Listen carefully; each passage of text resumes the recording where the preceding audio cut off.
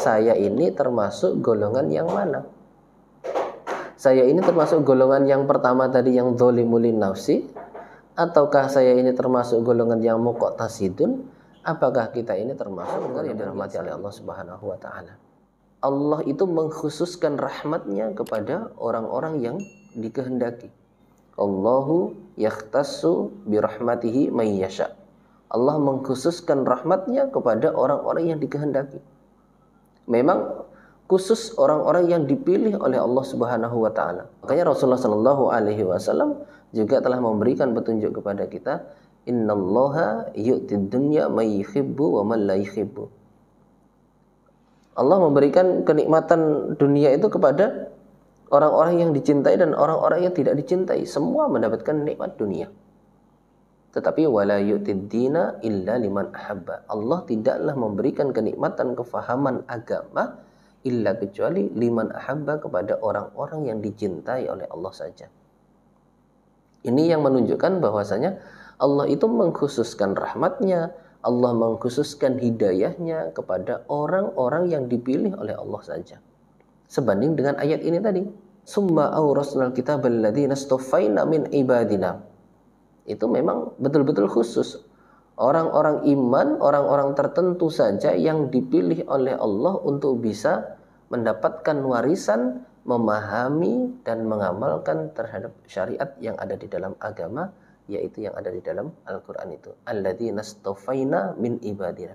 Orang-orang yang khusus yang memang dipilih oleh Allah Subhanahu wa taala. Itulah hidayah keimanan yang Allah berikan. Nah, ketika sudah mendapatkan hidayah keimanan dari Allah Subhanahu wa taala, maka predikat kita menjadi seorang mukmin. Menjadi seorang mukmin, orang-orang iman. Nah, selanjutnya Allah Subhanahu wa taala membagi orang-orang iman, mukmin itu menjadi 3. Allah kemudian melanjutkan firman-Nya, faminhum dzalimun linafsi.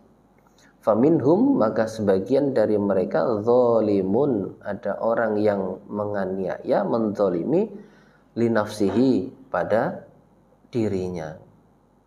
Itu yang pertama, orang iman yang masih zalimul linafsi. Siapakah mereka itu? Mereka itu adalah orang-orang yang sudah diberi hidayah keimanan oleh Allah Subhanahu wa taala, menjadi seorang muslim, menjadi seorang mukmin, tetapi kemaksiatannya masih banyak. Yang seharusnya sebagai seorang muslim, sebagai seorang mukmin, dia wajib taat terhadap perintah Allah. Apapun yang diperintahkan oleh Allah Subhanahu wa taala dia harus kerjakan, dan juga yang dilarang di dalam syariat agama juga harus dia jauhi. Tetapi dia yang dikatakan golongan yang pertama yang zalimul linnafsi ini, dia mengerjakan perintah Allah tetapi melanggar peraturan juga banyak.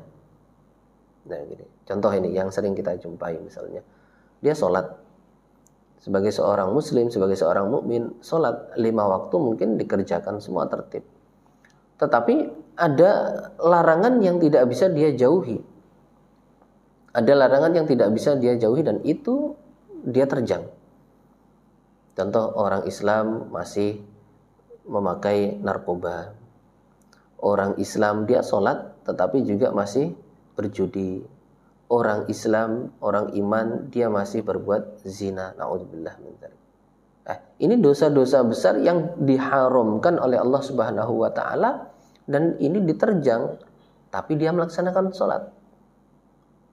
Inilah sebagai salah satu contoh bahwa orang-orang yang sudah mendapatkan hidayah dari Allah Subhanahu wa taala, yang punya predikat muslim, yang punya predikat mukmin, tetapi masih ada yang zalimul linafsi, menzalimi terhadap dirinya. Itu tadi, perintah ya dikerjakan, tetapi larangan banyak yang diterjang. Nah, ini zalimul linafsi. Kalau seandainya mau bertobat di dunia, maka diampuni dosa-dosanya oleh Allah Subhanahu wa taala. Ya ayyuhalladzina amanu tubu ilallahi taubatan nasuha. Wahai orang-orang yang beriman, bertobatlah kalian kepada Allah dengan taubat yang baik, taubatan nasuha. Asa rabbukum ayyukaffiru ankum sayyi'atikum wa yudkhilakum jannat. Pasti Allah akan mengampuni terhadap dosa-dosa kalian dan juga Allah akan memasukkan kalian ke dalam surga. Itu dengan predikat keimanan, ya. Itu sudah menjadi seorang mukmin, sebagai seorang muslim, tetapi dia masih melakukan perbuatan dosa, dan dosanya itu masih banyak daripada amalan yang dia kerjakan. Itu golongan yang pertama. Kemudian golongan yang kedua, faminhum muqtasidun, dan sebagian dari mereka orang-orang iman itu muqtasidun, ada yang di tengah-tengah posisinya. Ada yang di tengah-tengah. Ya, gambarannya dia tidak begitu banyak perbuatan dosanya, dia juga tidak begitu semangat banyak di dalam ibadahnya. Dia di tengah-tengah. Artinya kalau istilah kita itu STMJ, sholat terus maksiat jalan. Sholat terus maksiat jalan. Dia sholat tapi maksiatnya jalan juga. Sama dengan yang kelompok yang pertama ini tadi, pembagian orang iman yang pertama ini tadi, yang dzalimun li nafsi. Tetapi kadarnya muqtasidun ini dia tengah-tengah, seimbang. Kalau golongan yang pertama ini banyak maksiatnya. Kalau yang di tengah ini maksiatnya dengan amalan baiknya itu seimbang. Nah, seimbang ini namanya muqtasidun. Tetapi dia lebih cenderung kepada kebaikan. Kalau yang dzalimun li nafsi ini cenderungnya adalah kepada kejelekan. Nah, kalau yang di tengah-tengah ini cenderungnya kepada kebaikan, tetapi dia masih berbuat kemaksiatan. Ini golongan yang kedua. Dan sekali lagi bahwa itu juga predikatnya adalah sebagai seorang muslim, sebagai seorang mukmin, orang yang mendapatkan hidayah dari Allah Subhanahu wa taala, yaitu alladzina stofaina min ibadina. Orang yang memang dipilih oleh Allah Subhanahu wa taala untuk bisa mewarisi, memahami terhadap Al-Qur'an, menjadi orang-orang iman. Nah, kemudian orang-orang yang muqtasidun ini juga masih ditunggu oleh Allah Subhanahu wa taala taubatnya. Karena jelas kemaksiatan itu masih akan terus terhitung dosa sampai kemudian ia bertobat kepada Allah dengan taubatan nasuha, dan pasti Allah akan mengampuni. Sama juga dengan orang yang di golongan pertama yang dzalimun li nafsi tadi. Kemudian yang ketiga adalah faminhum sabiqum bil khairat. Faminhum, maka sebagian mereka sabikun, orang-orang yang berlomba-lomba bil khairati, dengan kebaikan. Nah, yang ketiga, golongan yang ketiga ini adalah golongan yang terbaik, yaitu orang-orang yang berlomba-lomba di dalam kebaikan. Orang-orang yang berlomba-lomba dalam kebaikan, yaitu orang yang di dalam ibadahnya itu luar biasa dan menjauhi kemaksiatan itu sangat luar biasa. Nah, artinya golongan yang ketiga ini adalah kebaikannya jauh lebih banyak daripada kemaksiatannya. Nah, sabiqum bil khairat ini adalah orang-orang yang betul-betul takwanya tinggi.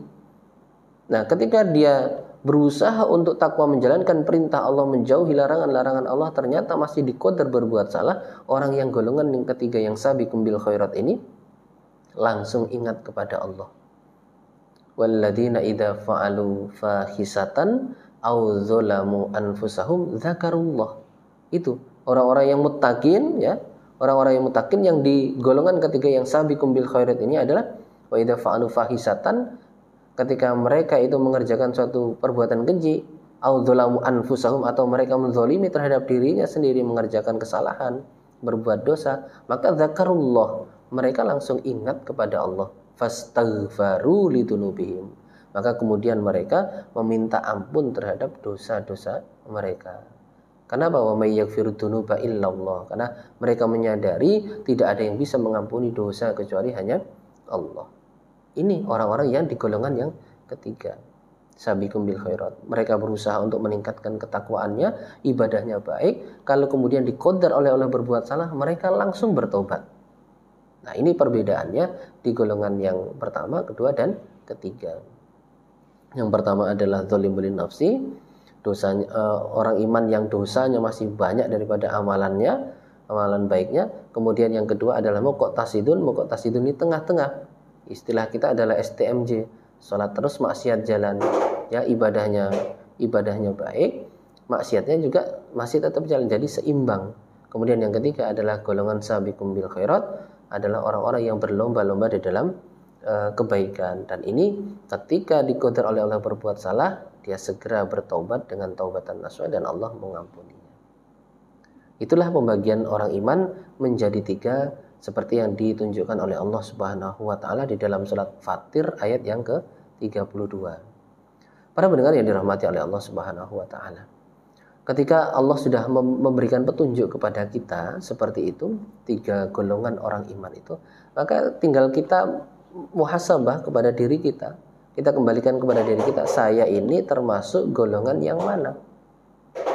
Saya ini termasuk golongan yang pertama tadi yang dzalimun li nafsi, ataukah saya ini termasuk golongan yang muqtasidun, apakah kita ini termasuk golongan yang sabiqum bil khairat. Maka kita kembalikan kepada diri kita.